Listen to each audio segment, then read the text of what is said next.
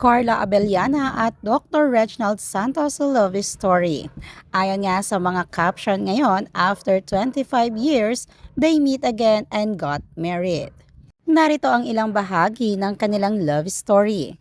Nagkaibigan sila noong high school years nila sa OB Montessori Center sa Green Hills na nagbabahagi ng isang bata at inosenteng pag-iibigan na nag-iwan ng pangmatagalang marka sa kanilang buhay pareho. Pagkatapos nga ng graduation, unti-unting naghiwalay ang kanilang mga landas. Nagtapos si Carla Abellana ng degree sa psychology.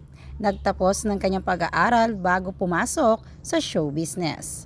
Sa kalaunan ay sumikat siya at naging isa sa mga pangunahing bituin ng GMA Network na nakakuha ng malawakang pagkilala sa kanyang iconic na papel bilang Rosalinda.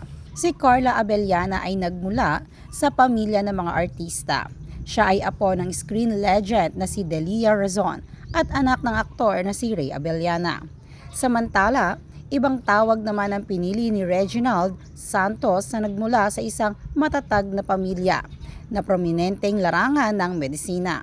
Ipinagpatuloy niya ang kanyang pag-aaral sa medisina at nagpatuloy sa pagiging isang medical na doktor. Inialay ang kanyang buhay sa pagpapagaling at paglilingkod.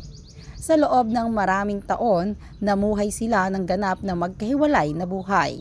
Bawat isa ay lumaki at umuunlad sa kani-kanilang mga sariling mundo. Noong 2022, dumating ang isang malaking pagbabago ng ipawalang bisa na ng simbahan, ang kasal ni Carla kay Tom Rodriguez. Kasabay nito, single din si Santos. Walang kamalay-malay na tahimik na palang nag-uugnay ang kanilang mga tadhana at landas.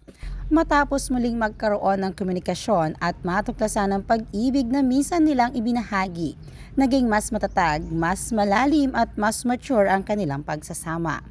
Pagkaraan ng 3 taon, tinatakan na nila ang kanilang paglalakbay sa pamamagitan ng pagpapakasal sa isang simbahan.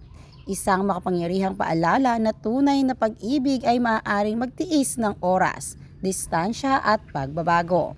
Ang kanilang kwento nga ay isang magandang halimbawa at nagpapakita ang unang pag-ibig ay hindi kailanman tunay na kumukupas. At kapag ito ay sinadya, ang tadhana ay palaging makakahanap ng daan pabalik sa isa't isa.